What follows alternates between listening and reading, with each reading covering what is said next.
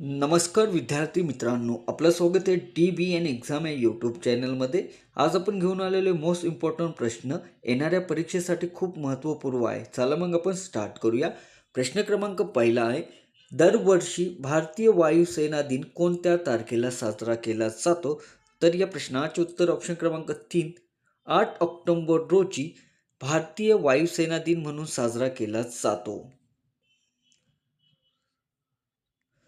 प्रश्न क्रमांक 2 आहे, 67वे महाराष्ट्र केसरी विजेतेपद कोणी जिंकलेले आहे? तर या प्रश्नाचे उत्तर ऑप्शन क्रमांक 2, पृथ्वीराज मोहोळ यांनी महाराष्ट्र केसरी विजेतेपद जिंकलेले आहे. प्रश्न क्रमांक 3 आहे, विष्णू वामन शिरवाडकर यांचे टोपण नाव काय आहे? तर या प्रश्नाचे उत्तर ऑप्शन 1, कुसुमाग्रज यांनाच विष्णू वामन शिरवाडकर असे म्हणतात. प्रश्न क्रमांक 4 आहे, आवाजाची तीव्रता कोणत्या परिमापात मोजली जाते? तर या प्रश्नाचे उत्तर ऑप्शन क्रमांक 1, डेसिबल. आवाजाची तीव्रता ही डेसिबलमध्ये मोजली जाते. प्रश्न क्रमांक प्रश्न क्रमांक 5, खालीलपैकी कोणाला महाराष्ट्राचे ईश्वरचंद्र विद्यासागर म्हणतात? तर या प्रश्नाचे उत्तर ऑप्शन क्रमांक 2, विष्णू शास्त्री पंडित यांना महाराष्ट्राचे ईश्वरचंद्र विद्यासागर असे म्हणतात. प्रश्न क्रमांक 6 आहे, महाराष्ट्राच्या उत्तर सीमेवर पर्वतरांगा कोणती आहे? तर या प्रश्नाचे उत्तर ऑप्शन क्रमांक 2, सातपुडा पर्वत महाराष्ट्राच्या उत्तर सीमेवर आहे.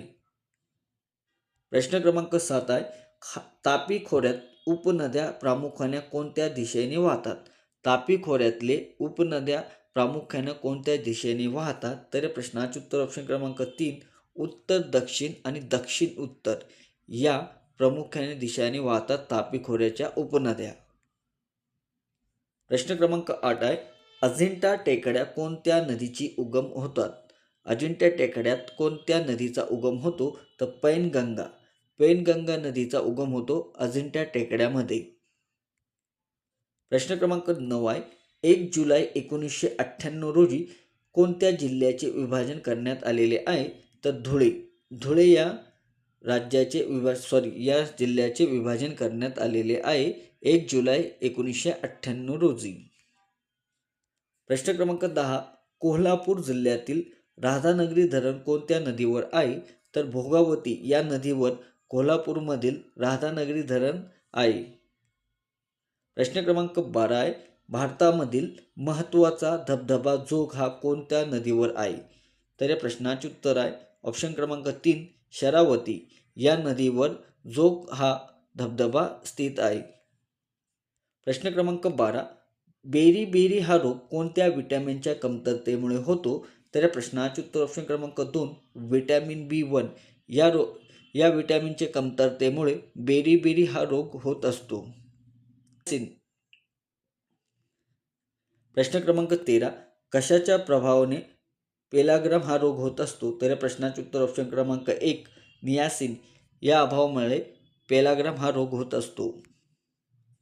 प्रश्न क्रमांक 14, चुनखडीला खूप उष्णता दिली त्यातून कोणता वायू बाहेर पडतो? तर या प्रश्नाचे उत्तर ऑप्शन क्रमांक 4, कार्बन डायऑक्साईड हा वायू बाहेर पडतो चुनखडीला खूप उष्णता दिल्याच्या नंतर. प्रश्न क्रमांक 15 आहे, मराठीत वर्णमालेत एकूण किती वर्ण आहे? मराठीत वर्णमालेत एकूण किती वर्ण आहे?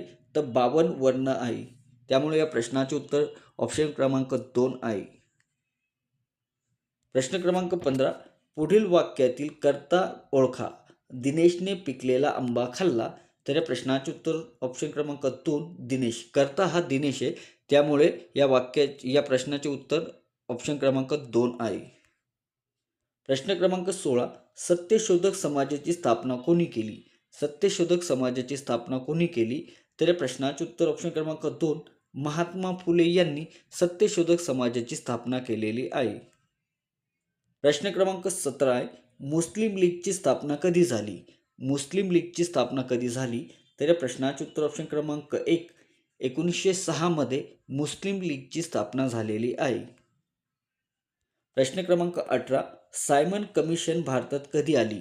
सायमन कमिशन भारतात कधी आली? तर या प्रश्नाचे उत्तर ऑप्शन क्रमांक 3, 1928मध्ये सायमन कमिशन भारतात आलेली आहे. प्रश्न क्रमांक 19 आहे, आचार्य विनोबा भावे यांचे आश्रम कोठे आहे? तर या प्रश्नाचे उत्तर ऑप्शन क्रमांक 2 पावनार वर्धा या जिल्ह्यामध्ये आहे आचार्य विनोबा भावे यांचे आश्रम. प्रश्न क्रमांक 20, महाराष्ट्राचे पहिले मुख्यमंत्री कोण आहे? महाराष्ट्राचे पहिले मुख्यमंत्री कोण आहे? तर यशवंतराव चव्हाण हे महाराष्ट्राचे पहिले मुख्यमंत्री आहे. प्रश्न क्रमांक 21, भारतीय राज्यघटना कधी स्वीकारण्यात आलेली आहे? भारतीय राज्यघटना कधी स्वीकारण्यात आलेली आहे? तर या प्रश्नाचे उत्तर ऑप्शन क्रमांक 3 26 नोव्हेंबर 1949 मध्ये भारतीय राज्यघटना स्वीकारण्यात आलेली आहे आणि अंमलात कधी आलेली आहे? तर 26 जानेवारी 1950 मध्ये. प्रश्न क्रमांक 22, हिराकुंड धरण कोणत्या नदीवर आहे? तर या प्रश्नाचे उत्तर ऑप्शन क्रमांक 3 महानदीवर हिराकुंड धरण आहे. प्रश्न क्रमांक 23, युरोप आणि आफ्रिका या दोन खंडाच्या दरम्यान कोणता समुद्र येतो? तर या प्रश्नाचे उत्तर ऑप्शन क्रमांक 3 भूमध्य समुद्र हा युरोप आणि आफ्रिका या दोन खंडाच्या दरम्यान येतो. प्रश्न क्रमांक 24, पांढऱ्या सोन्याचा जिल्हा म्हणून कोणाला ओळखतात? तर या प्रश्नाचे उत्तर आहे यवतमाळ. यवतमाळला पांढरे सोन्याचे जिल्हे म्हणून ओळखले जातात. तिथं कापसाचं उत्पादन सर्वात जास्त आहे त्यामुळे. प्रश्न क्रमांक 25, राज्यसभेचे पदसिद्ध अध्यक्ष कोण असतात? राज्यसभेचे पदसिद्ध अध्यक्ष कोण असतात? तर प्रश्नाचे उत्तर ऑप्शन क्रमांक 3 उपराष्ट्रपती हे राज्यसभेचे पदसिद्ध अध्यक्ष असतात. प्रश्न क्रमांक 26, नीरज चोपडा कोणत्या खेळाशी संबंधित आहे? नीरज चोपडा कोणत्या खेळाशी संबंधित आहे? तर या प्रश्नाचे करेक्ट उत्तर ऑप्शन क्रमांक 4 भालाफेक. भालाफेक हा नीरज चोपडा या खेळाशी संबंधित आहे. प्रश्न क्रमांक 27, महाराष्ट्रातील खालीलपैकी सर्वात मोठा जलविद्युत प्रकल्प कोणता आहे? तर कोयना नदीवर जो जलविद्युत प्रकल्प आहे तो सर्वात मोठा आहे महाराष्ट्रामध्ये.